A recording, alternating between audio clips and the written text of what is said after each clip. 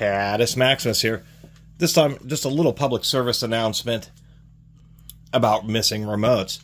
Of course, lots of remotes are pretty cheap, but some remotes, like, you know, particularly remotes for like old receivers and stuff, can actually get kind of spendy.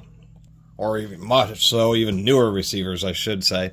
But part of the deal with this is just the fact that not within companies, they don't change standards. So if you have if you pick up an LG Blu-ray player and it doesn't have a remote, but you have an old LG DVD player, that DVD player's remote's going to work just fine. The up and down buttons, menu, all that kind of stuff is going to work exactly the same.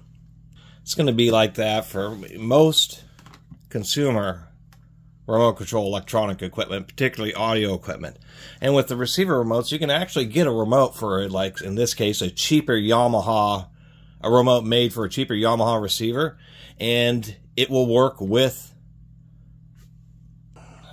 a higher end model just the same, because you'll have the same buttons. It may not have a nice display or maybe some extra dedicated buttons for quickly accessing modes, but you can use a different remote, and so you can save yourself some money. In my case, I just went by a Goodwill and dug through they had like a huge bin of remotes, and was able to dig up a couple of remotes for this LG UP970 4K Blu-ray player.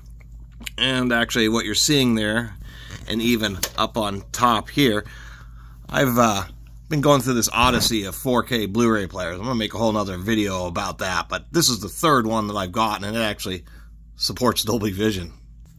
Samsung apparently has some kind of dispute with Dolby and won't support Dolby Vision.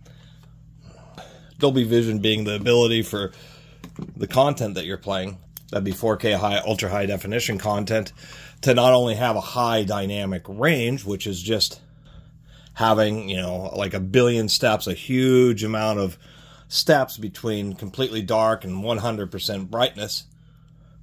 Dolby Vision just adds to that by allowing the disc to tell the TV, hey, this scene is not only really dark, quote-unquote HDR, but also physically turn down the backlight on the TV during this scene.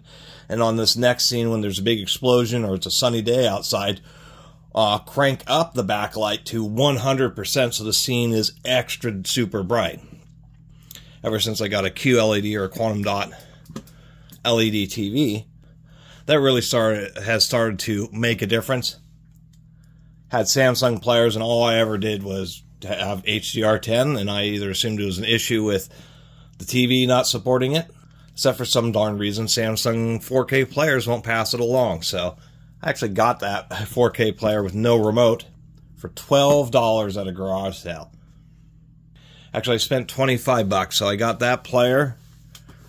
I got and the discs were actually, DVDs are always so scratched up. These are all in perfect condition.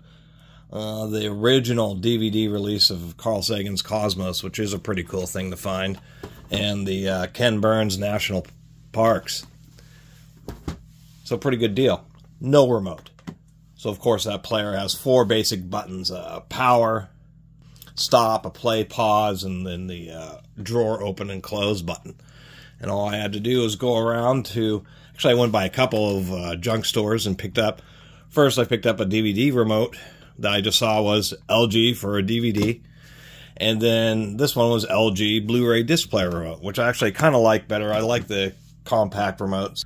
Many times it's getting later. I live in an apartment, so instead of using the receiver, and it's just like daytime, because it's the sound's so much more forceful, and dealing with some massive remote, it's not the TV's built-in speakers. I have the Roku wireless speakers, which are pretty good. But nonetheless, both these remotes together are just a nice compact thing to deal with. Anyway, upon first getting the DVD remote, it worked just fine. The open, close, all the functions work. So I was like, oh, that's great. You can use a remote that's 20 years old, 20 years older than the player, since the player I had was made in 2017.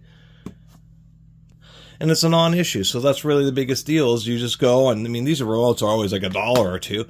And so you just pick up a few remotes that are just simply the same brand, and you'll kind of see whether it's more of a TV-based remote or like a player-based remote or maybe a receiver-type remote. And just get a couple of them, and inevitably one of them will work. and it doesn't look like exactly what's in the picture that came with whatever your particular unit is. The infrared commands associated with the particular buttons, info, and, you know, play, pause, and the directions are going to remain the same.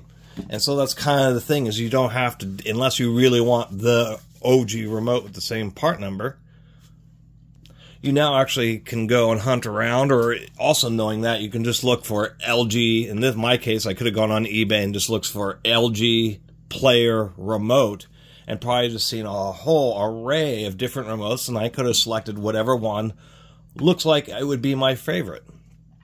Whether it's a larger size, smaller size, different button placement and orientations. In my case, it's kind of random, and actually finding a slightly older just Blu-ray remote turns out to be my the best bet for me, because I kind of like having it be a genuine LG remote, but that it's just a compact, lightweight one. You can toss both of these in the back pocket or something like that. There's always universal remotes. If you're going to do a universal remote, get a Logitech Harmony. Quite frankly, it doesn't matter what Harmony you get. You don't have to get their fancy touchscreen ones or anything. The 650s are a pretty good deal because they're a slightly newer model and they have a better button placement than a lot of the older ones. And of course, as soon as I got home, when I tested the player, it was real easy for me just to go into the Logitech software and tell it LG UP970 and just have it map it out so I could test it. So that's like the best thing. If you're somebody who does buy old stereo equipment and electronics and that type of stuff, the Harmony is going to be your best friend, because it allows you to have a remote for whatever equipment you get, even if it didn't originally come with a remote. But I don't know how I talked so long about it. Anyway, that's the deal.